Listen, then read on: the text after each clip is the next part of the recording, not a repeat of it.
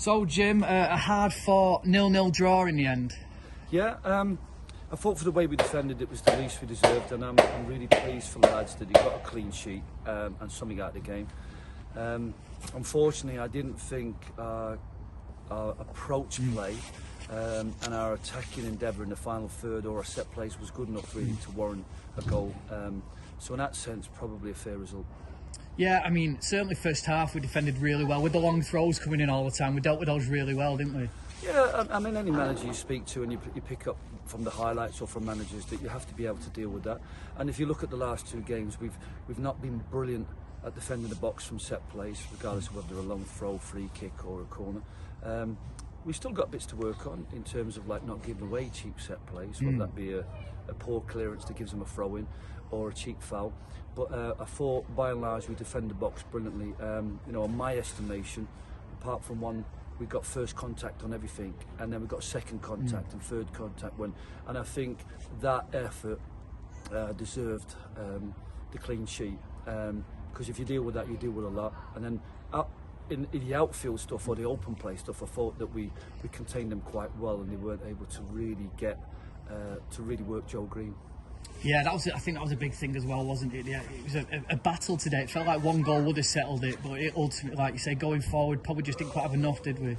Yeah, I think one of the things is that when you have two shapes that are very similar, three midfields match up, and then it's a question of whether somebody has got a 1v1 contribution that's lethal, or whether you can flood and get a player involved from your midfield that can create problems. And I think, unfortunately, I think both teams sort of cancelled each other out because of the diligent work that both teams did in terms of defending. But we did create overloads in the first half. I remember a brilliant chance when we come down the left and one down the right, where if we had taken the crossing things that were looking off the training ground, I think we might have been better, but the final ball was lofted into the keeper's hands or onto the heads of centre half. So, but those bits need to be worked on. But really pleased with some of the work that come off the training ground, and I think the back four, midfield and the forwards who worked really hard, because we tactically changed second half, and I think it made us a little bit more stronger on the set plays from their half, like the goal kicks or the throw-ins, and I thought that was pleasing that we've taken stuff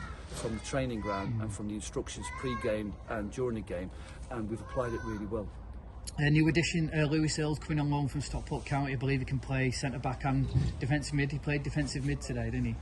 Yeah, I think we're not crying out for a centre half with the form of Jordan and Bradley, but obviously with Cameron's injury and Ed's impending sort of suspension, we felt that there was an area we need to, and what it does, what we want is somebody with a bit more physical frame, because when you look at the set plays, I mean, Lewis got contacts. I think he had a really good chance from our corner, and he cleared a couple, so he's a good marker. So ultimately, it's not just the role that he plays in midfield, but it's also the part that he plays in both boxes, which is critical. Because if you look at the last two games, we conceded too many goals because we've not had enough players that can deal with the physical strength and height of the opposition.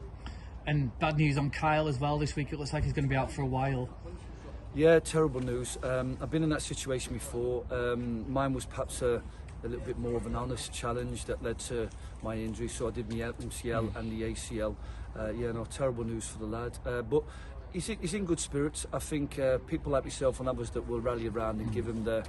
you know, he's mentally strong, and I think it's a long road back, but as I explained to him, 9 months I was back playing in the championship, so I'm sure there's no reason why he can't be in 9 months, and it'll feel like a long time, but yeah, no, he's a great lad. I think he'll still be around the club, G and the lads on, sending messages that he does. Great character, just disappointed for him. You know, fortunately for us, we had Kieran Summers available today, and I thought he stepped in and made the back four look like a proper back four.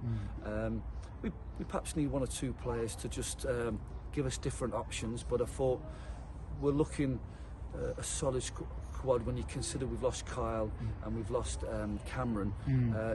We looked really confident today. So, but yeah, no, hopefully we'll see Cameron back soon, and then we'll see Kyle back before the end of this 2022. Brilliant. Cheers, Jim. Thank you. You're welcome. Nice one.